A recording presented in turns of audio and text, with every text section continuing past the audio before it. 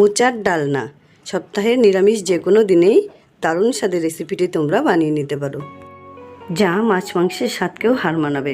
এই রান্নাটা স্পেশালি আমার শাশুড়ি মায়ের কাছ থেকে শেখা। নমস্কার বন্ধুরা, আমার আরেকটা নতুন এপিসোডে তোমাদের সবাইকে স্বাগত জানিয়ে শুরু করছি আরেকটা নতুন রেসিপি। মোচা কাটা থেকে রান্না সমস্ত কিছুই আমি তোমাদের সঙ্গে শেয়ার করব। ভিডিওটা ভালো লাগলে এরকম নতুন নতুন রেসিপি পাওয়ার জন্য চ্যানেলটাকে প্লিজ সাবস্ক্রাইব করে নিও। মোচার ডালনা বানানোর জন্য আমি এখানে মাঝারি মাপের একটা খুব টাটকা দেখে মোচা নিয়েছি। মোচার বাইরের দিকের প্লেটগুলোকে এইভাবে আলতো করে ছাড়িয়ে নিচ্ছি। মোচার বাইরের দিকের এই লাল রঙের অংশটাকে পুরোপুরি ফেলে দিতে হবে। আর এরই সঙ্গে আমি বাইরের দিকের ফুলগুলোকেও বাদ দিয়ে দিচ্ছি। এগুলো আলাদা করে চপ বা ঘন্ট বানিয়ে নেওয়া যাবে। এইভাবে করে এই মোচাটা থেকে আমি মোটামুটি 7 থেকে 8টা প্লেট আর সঙ্গে ফুলগুলোকে বাদ দিয়ে দিলাম।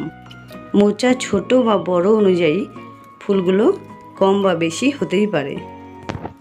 উপরের দিকটা অনেকটা পরিমাণে খুলে বের করে নেবার পর ভেতরের সাদা অংশটা আমার দরকার। মোচার ভেতরের এই যে নরম অংশটা, সেটাই হচ্ছে মোচার ডালনার মধ্যমণি। এবার এটার বোটা কেটে বাদ দিয়ে দিচ্ছি। বোটাটাকে কেটে বাদ দেবার পর এই অংশটাকে আমি পুরোপুরি সমানভাবে 8 টুকরো করে কেটে নিচ্ছি। এই কাজটা খুব সাবধানে করে নিতে হবে, চাইলে তোমরা বটি বা দায়ের সাহায্যেও করে নিতে পারো। আমার শাশুড়ি মা ঢাকার বিখ্যাত ময়মনসিংহ জেলার মেয়ে। ওনার হাতের প্রত্যেকটা রান্নাই অসাধারণ। প্রথমবার ওনার হাতের এই রান্নাটা খেয়ে আমি ভেবেছিলাম হয়তো চিতল মাছ খাচ্ছি। খুব সাহস করে আমি তোমাদের সামনে ওনার রেসিপি তুলে ধরলাম। জানি না ভালো মন্দ, তোমরা প্লিজ জানাবে। সম্পূর্ণ মোচাটাকে খুব সাবধানে এইভাবে স্লাইস করে কেটে নিতে হবে। সমস্ত মোচাটাকে আমার কেটে নেওয়া হয়ে গেছে। এবার একটা থালায় আমি এগুলোকে তুলে নিচ্ছি।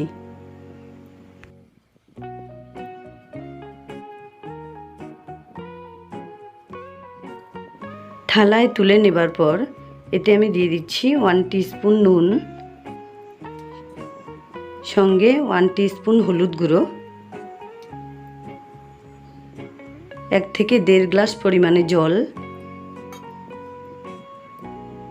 আর সঙ্গে অর্ধেকটা লেবুর রস। লেবুর রস দেওয়ার ফলে মোচা থেকে যে একটা কাস্টে ভাব তৈরি হয়, তা তৈরি হবে না, আর মোচাটা দেখতে খুব একটা কালচে হয়ে যাবে না। এবার এই থালাটাকে আমি গ্যাস অন করে বসিয়ে দিচ্ছি। গ্যাসের ফ্লেমটা হাইতে রেখে সমস্ত মোচাগুলোকে আমি এইভাবে ঢাকা দিয়ে 5 থেকে 6 মিনিট বয়েল করে নিচ্ছি। এবার একবার চেক করে নিচ্ছি। মোচাগুলো মোটামুটি 70% সেদ্ধ হয়ে গেছে। আবারও ঢাকা দিয়ে রেখে দিচ্ছি কিছুক্ষণ। এবার ঢাকনা খুলে সমস্ত মোচাগুলোকে একটা ঝাঁঝরি থালায় আমি ঢেলে নিচ্ছি। এইভাবে এক্সট্রা জলটাকে ঝারিয়ে নেবার পর এগুলোকে কিছুক্ষণ ঠান্ডা করে নিতে হবে। পুরোপুরি ঠান্ডা হয়ে যাবার পর আমি এখানে কিছু টুথপিক নিয়েছি।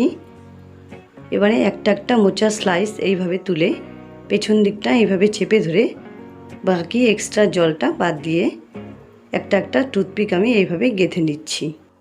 এইভাবে আমার একটা মোচার স্লাইস রেডি করে নেওয়া হয়ে গেল। সবার সুবিধার্থে আমি আরেকটা করে দেখাচ্ছি। এইভাবে তলার দিকটা পেঁচিয়ে নিয়ে চেপে একটা টুথপিক গেঁথে নিতে হবে। টুথপিকগুলো লাগিয়ে নেবার কারণে এগুলো খুলে যাবে না, আর খাবার সময় এটাকে বাদ দিয়ে দিলেই চলবে। সমস্ত মোচাগুলোকে এইভাবে আমি রেডি করে নিয়েছি। রেসিপিটা বানানোর জন্য আমি এখানে কিছু ইনগ্রিডিয়েন্টস নিয়েছি। 1/2 টিস্পুন সাদা জিরে, 1/2 টেবিলস্পুন ঘি, গরম মশলার প্যাকেট, একটা তেজপাতা, একটা শুকনো লঙ্কা, শুকনো কিছু গোটা গরম মশলা, সঙ্গে 1 কাপ সাদা তেল, 2 টেবিলস্পুন আদা বাটা, একটা টমেটো কুচি, 2টো আলু এইভাবে বড় টুকরো করে কেটে নিয়েছি। আর এরই সঙ্গে নিয়েছি 1.5 টিস্পুন হলুদ গুঁড়ো, 1 টিস্পুন জিরে গুঁড়ো, 1 টিস্পুন লঙ্কা গুঁড়ো, 1 টিস্পুন কাশ্মীরি লঙ্কা গুঁড়ো, পরিমাণ মতো নুন, 1/2 কাপ চালের গুঁড়ো, 1/2 কাপ বেসন। এখানে আমি একটা বড় সাইজের বাটিতে 1/2 কাপ চালের গুঁড়ো ঢেলে নিচ্ছি, 1/2 কাপ বেসন এতে দিয়ে দিচ্ছি, সঙ্গে দিচ্ছি 1/2 টিস্পুন হলুদ গুঁড়ো, হাফ টিস্পুন নুন। এবার সমস্ত কিছু একটু মিশিয়ে নিচ্ছি আর অল্প অল্প পরিমাণে জল দিয়ে একটা ব্যাটার বানিয়ে নিচ্ছি। ব্যাটারটা খুব একটা পাতলাও হবে না, আবার খুব ঘনও হবে না, ঠিক এই রকম কনসিস্টেন্সির ব্যাটারটা বানিয়ে নিতে হবে। এবার ব্যাটারটাকে ঠিক পাশেই রেখে গ্যাস অন করে একটা কড়াই বসিয়ে তাতে দিয়ে দিচ্ছি 1 কাপ পরিমাণে সাদা তেল। তেলটাকে একটুক্ষণ গরম করে নিতে হবে। খুব ভালোভাবে গরম করে নেবার পর একটা একটা বানিয়ে রাখা মোচা বেসনের ব্যাটারে খুব ভালোভাবে লাগিয়ে নিয়ে তেলে ছেড়ে দিচ্ছি।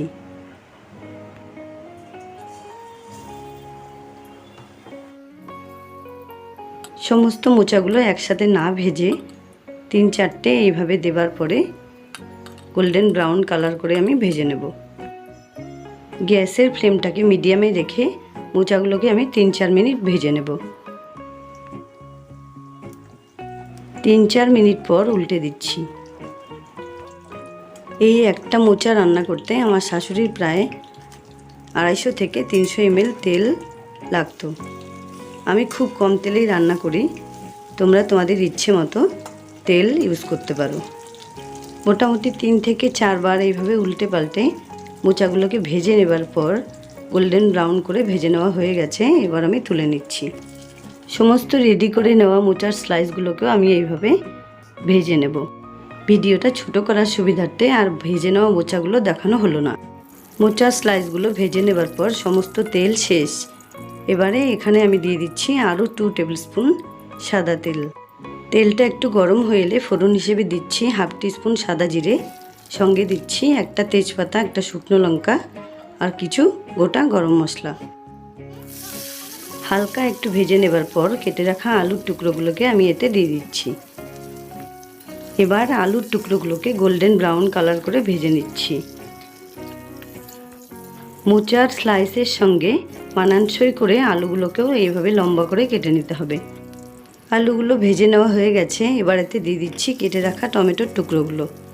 এগুলোকে হালকা নাড়াচাড়া করে দিয়ে দিচ্ছি পরিমাণ মতো নুন, 1 টিস্পুন হলুদ গুঁড়ো, 1 টিস্পুন জিরে গুঁড়ো, 1 টিস্পুন শুকনো লঙ্কা গুঁড়ো, 1 টিস্পুন কাশ্মীরি লঙ্কা গুঁড়ো আর সঙ্গে 2 টেবিল স্পুন আদা বাটা।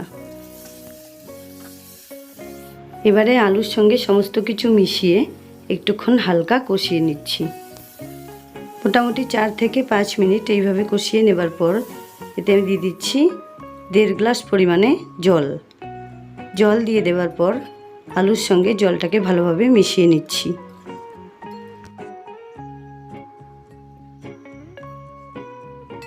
জলটাকে আলুর সঙ্গে ভালোভাবে মিশিয়ে নেবার পর ঢেকে 5-6 মিনিট রান্না করে নিচ্ছি। কিছুক্ষণ পর আমি একবার চেক করে নিচ্ছি। একটু নাড়াচাড়া করে আলু সেদ্ধ হয়েছে কিনা একবার চেক করে নিচ্ছি।